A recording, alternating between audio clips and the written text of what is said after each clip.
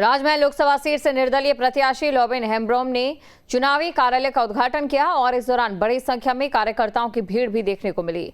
News state से खास बातचीत में लोबिन हेम्ब्रोम ने जेएमएम प्रत्याशी विजय हांसदा पर जमकर निशाना साधा। कहा कि इंडिया गठबंधन से लोगों का विश्वास उठ गया। उन्होंने कहा कि जनता अगर मौका देती है तो वो जनता की आवाज बनेंगे। उन्होंने क्या कुछ और कहा वो आपको सुनाते हैं।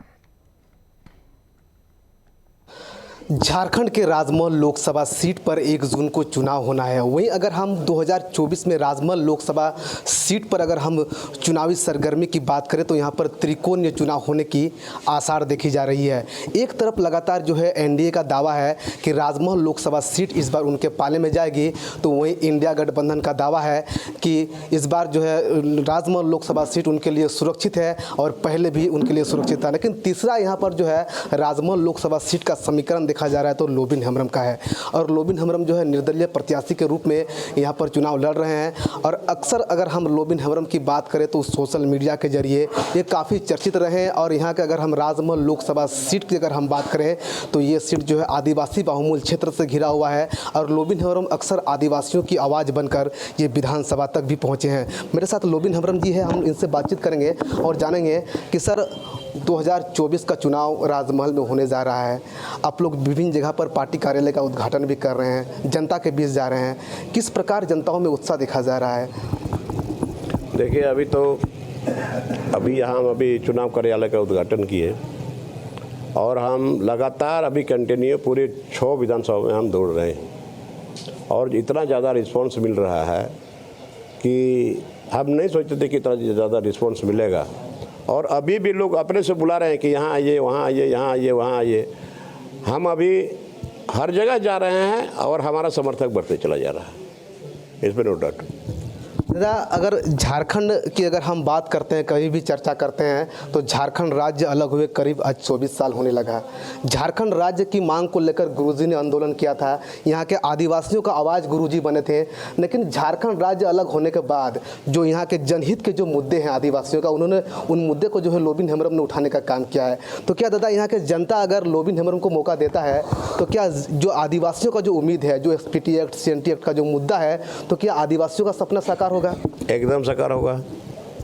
नहीं साकार करेगा, सरकार आंदोलन करेंगे, सरकार को मजबूर करेंगे। आज यहाँ जल जंगल जमीन की लड़ाई लड़ने वाले ये झारखंड मुक्ति मोर्चा ये ट्रैक से बाहर हो गया। कहाँ चला गया वो मुद्दा?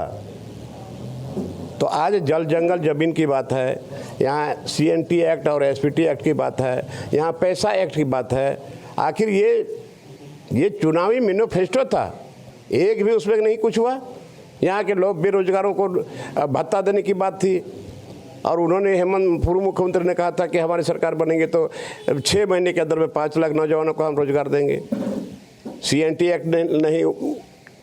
एक्ट को धरातल पर नहीं उतारा, एसपीटी एक्ट को धरातल पर नहीं उतारा। आज यहाँ स्थानीय नीति नहीं बना। अगर तीसरा सवाल की अगर हम बात करते हैं तो चमरालिंडा और लोबिन हेम्ब्रोम जो काम दोनों एक साथ जो किया है, एक ही साथी काम किया है। लेकिन चमरालिंडा को सिर्फ पार्टी ने निष्कासित किया है, लेकिन लोबिन हेम्ब्रोम को लिए जो है 6 साल के लिए उसको आउट किया है। क्यों? क्योंकि चमरालिंडा जी विधानसभा में उतना बोलते नहीं, बट मैं ज़्यादा बोलता हूँ इसलिए हमको निष्कासित कर दिया और उसको निलंबित कर दिया हर थोड़ा बहुत। तो उससे क्या फर्क पड़ने वाला है लोबिन हेम्ब्रोम को? आज मेरे को अगर निष्कासित किया है, मेरे जितने समर्थक है, ये सरकार, ये पार्टी में अगर दम है तो इन लोगों को भी निष्कासित करके दिखावे इन लोग। क्या राजमहल लोकसभा सीट पर कितना इफेक्ट पड़ेगा? लोबिन हेम्ब्रोम किस पर कितना भारी होगा? लोबिन हेम्ब्रोम भारी है, सब पर भारी है और रिजल्ट 4 तारीख को आप देखेंगे। जो मेरे साथ जो है ये झारखंड मुक्ति मोर्चा के अगर हम पूर्व के विधायक की अगर हम बात करें या राजमहल लोकसभा क्षेत्र के निर्दलीय प्रत्याशी लोबिन हेम्ब्रोम जी थे, इनसे हम बातचीत किए।